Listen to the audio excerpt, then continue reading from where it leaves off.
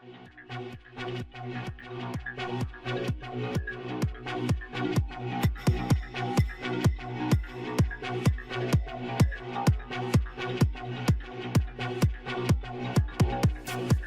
easiest way to get into the meditative state is to begin.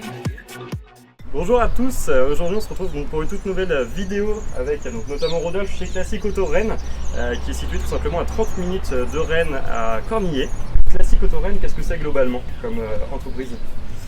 C'est un garage spécialisé dans les véhicules anciens. Ouais. Où je fais de la restauration, que ce soit totale ou partielle, du simple entretien sur tout type de véhicules anciens européens. Donc Classic Auto Rennes, comme on le disait, se situe à Cornillé et sur quoi tu travailles essentiellement aujourd'hui? Écoutez, en ce moment j'ai une de chevaux qui est juste là, en restauration complète. Une Alfa Romeo Giulia qui est en remontage, une Renault 4L, voilà. On fait tout ce qui est véhicule européen. Et donc ça fait combien de temps justement que tu t'es lancé dans ces restaurations-là? Alors moi je suis en activité depuis 18 mois, donc c'est des restaurations qui sont en cours depuis environ 6 mois. D'accord. C'est la durée moyenne d'une restauration, ça va être sur ce genre de voiture entre 6 à 9 mois. Et tu connais bien l'automobile puisque ça fait aussi quelques années que tu y travailles? Ça fait une bonne quinzaine d'années que je travaille dans le milieu automobile, principalement dans des concessions rennaises, et j'avais décidé de me mettre à mon compte spécialisé dans les voitures anciennes.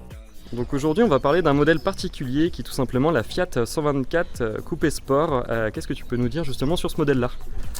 Alors la Fiat 124 Sport, donc un petit coupé des années 70, équipé d'un moteur 1600, le fameux Lampredi qui est dedans, équipé de deux carburateurs Weber, une centaine de chevaux et une voiture hyper agréable à conduire. Alors ça fait un petit moment que tu as ce modèle-là, ça fait combien de temps? Ça fait un peu plus de 6 ans que je l'ai. D'accord. Je l'ai acheté, il n'était pas en bon état du tout. Il y avait un peu tout à refaire. Les planchers, toute la carrosserie et le moteur qui a été en grande partie refait également. En chantier, ça a duré à peu près 2 ans. 2 ans de chantier? Ouais, 2 ans de chantier puisque j'étais employé à ce moment-là, donc pas forcément le temps de le faire tous les jours, mais ouais, à peu près 2 ans d'immobilisation de la voiture. Ouais. Est-ce que c'était justement un choix numéro 1 d'acquérir ce modèle précisément ou c'était une belle occasion? Alors j'ai toujours aimé ce modèle. Je l'ai cherché pendant quelques mois et l'occasion a fait que, puisqu'il y en a très très peu à vendre, on n'en voit pas sur la route et du coup on a pris celui qu'il y avait à vendre. Et si tu avais quelques qualités à citer pour cette voiture, que dirais-tu? C'est une bonne petite sportive, le moteur marche très bien, on a une tenue de route, une très bonne tenue de route. Et au niveau des défauts, qu'est-ce que tu pourrais recenser? Qu'est-ce qu'on peut recenser? Un peu comme toutes les voitures de ces années-là, si elles n'ont pas été très bien conservées, il y a beaucoup de travail de carrosserie, notamment dû à la corrosion, et ça demande beaucoup d'heures de travail. Pour quelqu'un qui souhaite tout simplement acquérir ce modèle en particulier, quel que soit l'état, combien coûte une 124 Sport Coupé aujourd'hui? Selon l'état, alors l'état a beaucoup d'importance quand même. Dans un état correct, roulante on va dire, ça va osciller entre 8 et 12 000 euros à peu près. D'accord.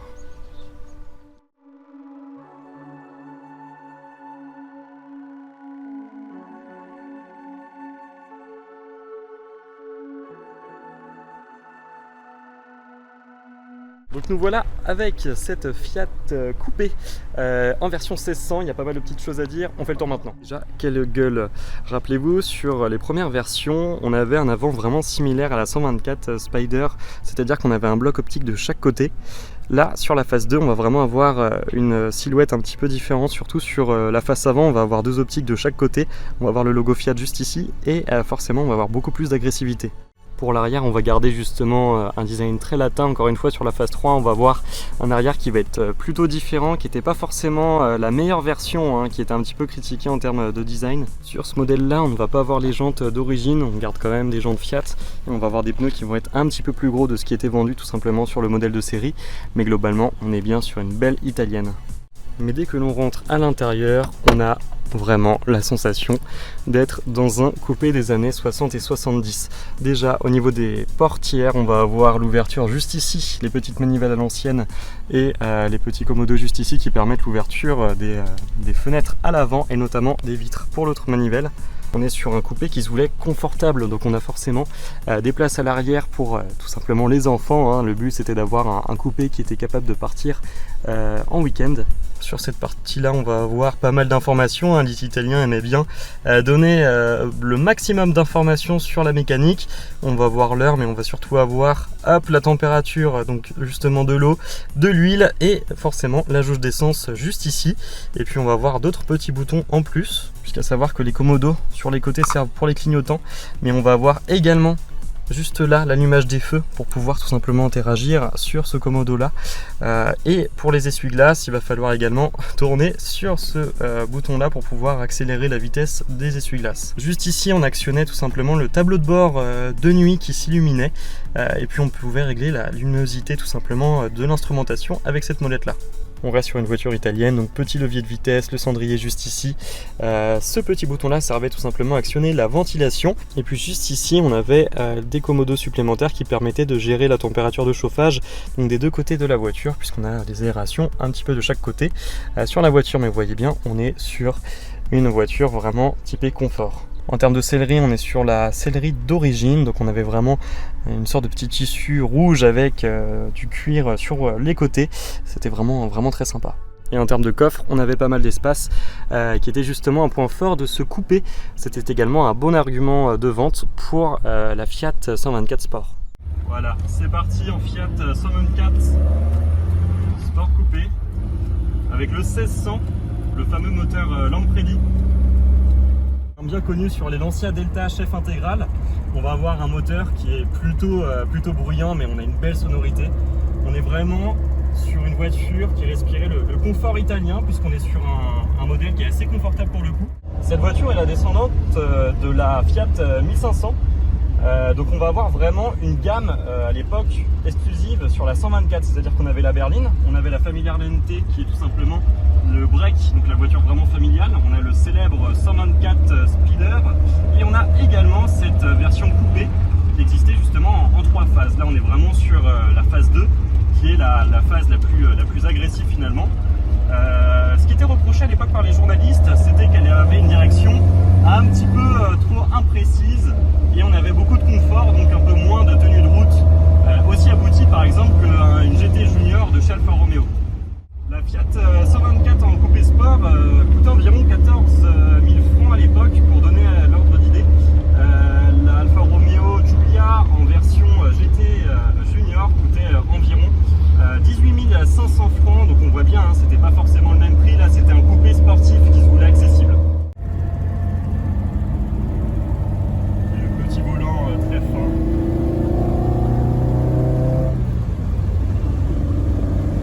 Ça donne envie d'en avoir une. Si vous avez envie d'acheter une 124 coupé sport, déjà on va pouvoir faire un petit point. On est sur un modèle qui est avant tout confortable, mais qui se veut aussi sportif. Là on est sur le moteur 1600. Il y avait également le 1400, le 1600 et 1800, donc forcément on est sur un moteur de milieu de gamme et qui développait quand même 110 chevaux. 110 chevaux c'était assez élevé à l'époque dans la gamme des constructeurs, sachant que Fiat se voulait aussi généraliste, mais à cette époque-là le constructeur avait du budget et il y avait surtout pas mal de variants de chaque modèle. Nous voilà à la fin de cette vidéo sur l'essai de cette 124 Sport. C'est une voiture qui est sensationnelle hein, en termes de confort, en termes de performance et surtout de sonorité grâce au fameux Lampredi. C'est vraiment le petit coup de cœur.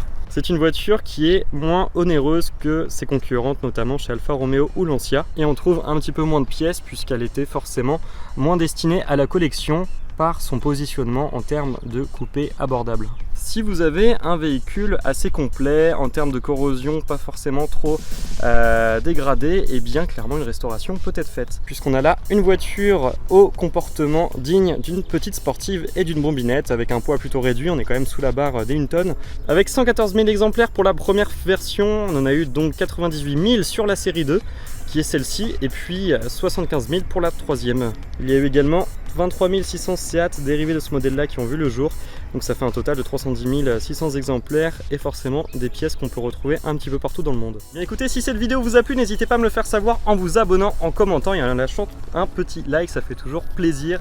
Et je rappelle que les réseaux de l'automobiliste breton se trouvent en description, surtout sur Instagram où je suis pas mal actif. Et je remercie Classic Auto Rennes pour le prêt de cette super Fiat. Restez connectés puisqu'un nouvel essai verra bientôt le jour. A bientôt tout le monde.